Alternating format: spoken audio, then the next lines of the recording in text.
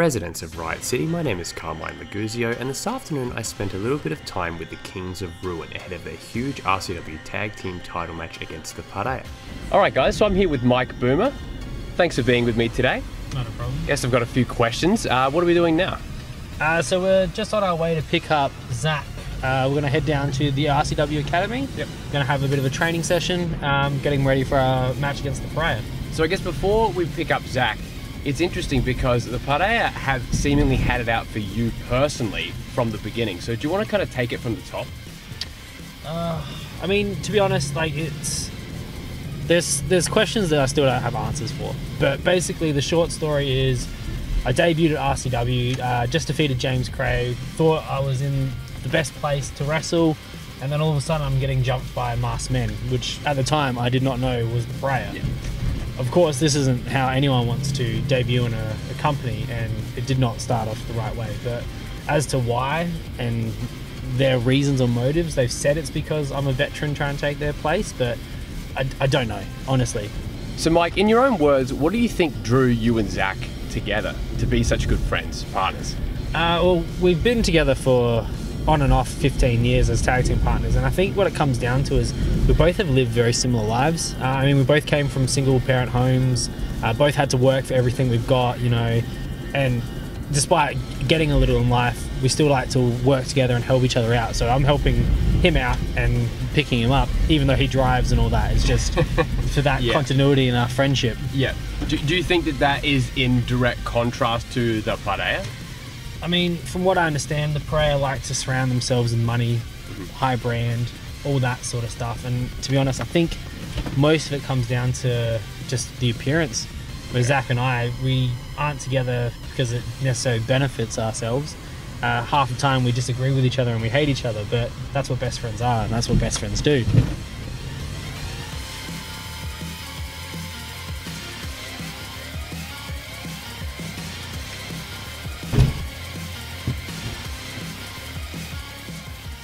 Hey Zach, how you going? Fantastic. Well, this is different. Yeah. Well, I've just spoke to Mike about what makes you two so similar. So I guess in your own words, why do you feel like you and Mike get along so well as part of Kings of Ruin? How's it going? Well, I don't know. We've always said that if we weren't best friends, we'd be worst enemies. We kind of always driven each other to do better. Sometimes in a good way, sometimes in a bad way. I don't know, just always clicked, I guess. I mean, we've gone from loving each other to not liking each other at all, back to loving each other again. Just how brothers do, I guess. Do you hate the Parea? No. I don't hate them, but I don't respect them either. Okay.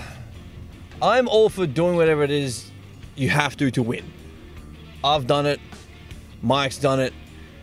Like, in this business, winning is everything, and I completely understand that. But one thing that me and Mike have kind of always done is respected those who have gone before, I guess. I think it's just a case of the Parea really lack that maturity and to understand that they're on a platform that someone else laid for them. Exactly. Yeah. Exactly. That's a perfect way to put it, yeah. Again, we were here first. We were a tag team, like, back when those guys were in primary school. We were a tag team even before there was tag titles in South Australian wrestling. Exactly right.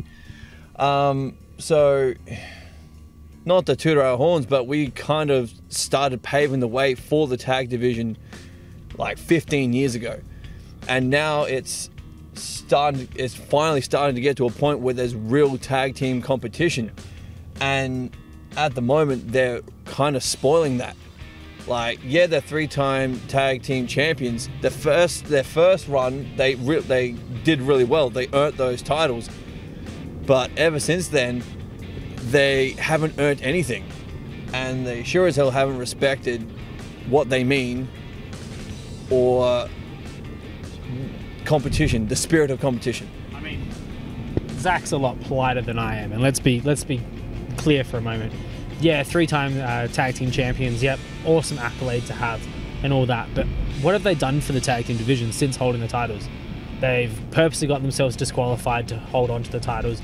When do you ever see the tag team titles being promoted on the posters? When do you ever see it in the main events? They don't care about uplifting and rising the tag team division like we were 15 years ago. Exactly. They care about having those tag team titles sitting on their mantelpiece at home so they can show their family and be proud of some sort of hollow achievement.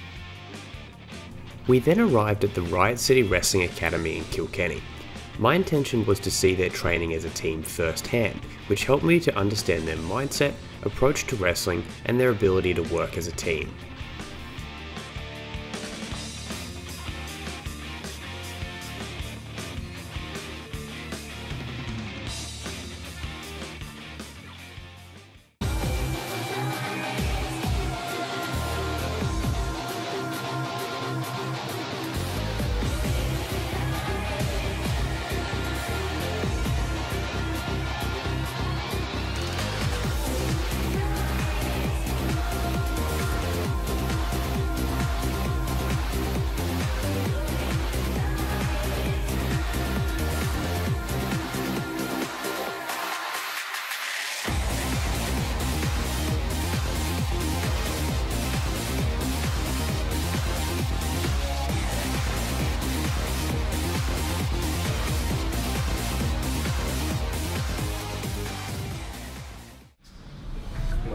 Yeah, cool. Easy.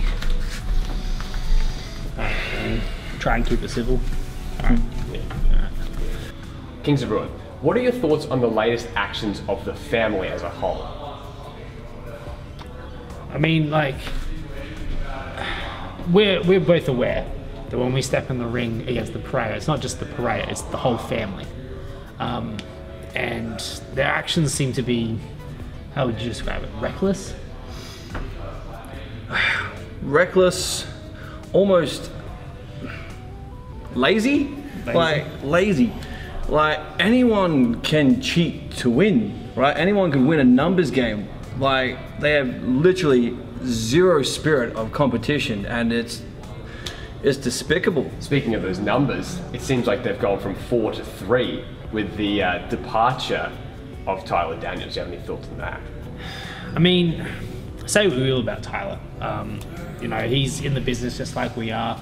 We make choices sometimes to benefit only ourselves and all that. When he joined the family, was he just benefiting himself? I don't think so.